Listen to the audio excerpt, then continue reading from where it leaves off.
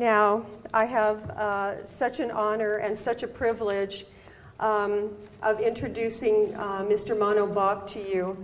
I'm going to read the little blurb here about him, but then I have to tell you something about Mano. He doesn't know that I'm going to say this, but anyway, I'm so thrilled. Our guest speaker, Mano Bach, was a high-ranking officer in Iran's Imperial Navy when, in 1979, during the Islamic Revolution, he miraculously escaped with his life.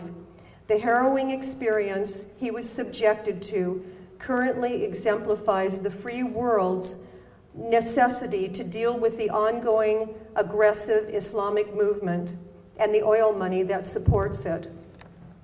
Mr. Bach was born a Muslim, but became disenchanted with a religion whose mission was to kill or convert all who did not believe in its teachings of the Quran.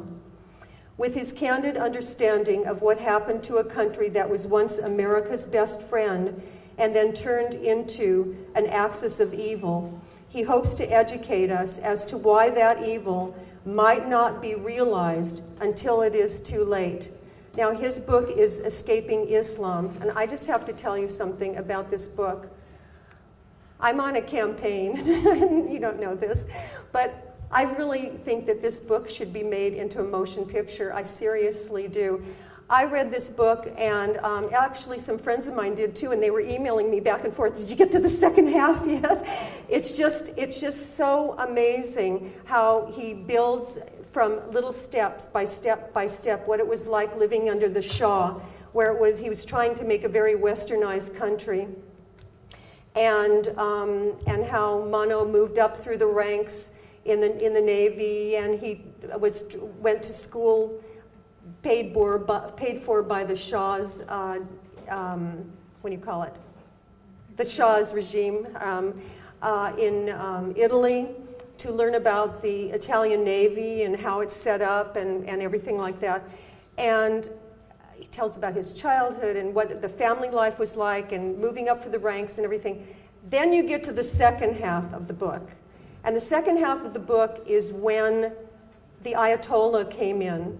And I'm telling you, it is like all of a sudden having the rug pulled out from under you and having a bumpy ride down a roller coaster. I couldn't put it down. My heart was pounding. I felt like it's so visual. I felt like I was seeing everything through his eyes. So I don't know anything about movies. I don't know if any of you know anybody who knows anything about movies or anything like that, but I think it should be made into a movie. I think it's absolutely so visual, and especially with what's going on right now with Iran and with Islamic terror and all the things, I think it's timely also. So you didn't know I was going to say that, but you're welcome.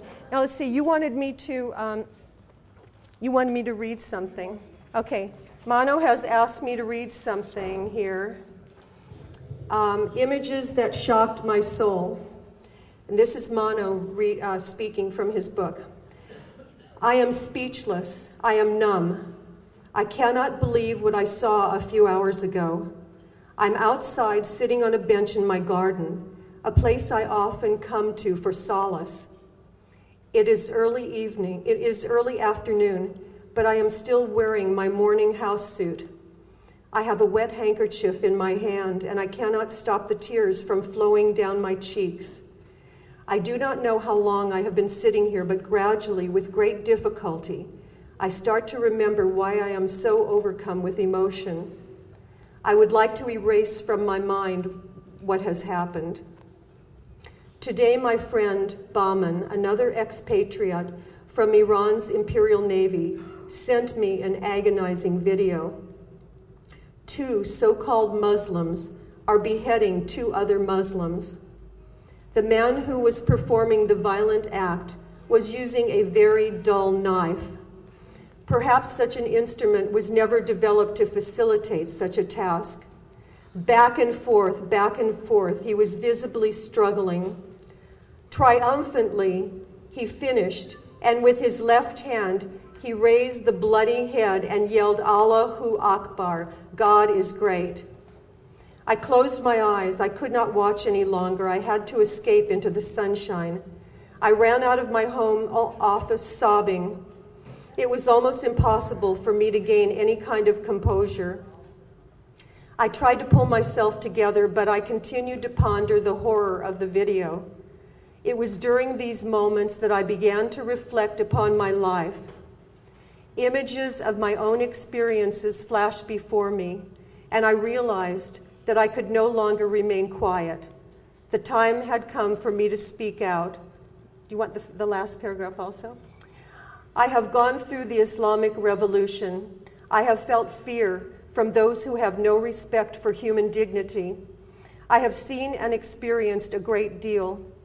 I do not claim to be a scholar, a historian, and most certainly not a politician, but I have a story to tell, and perhaps I can bring awareness to those who do not want to acknowledge what is still happening.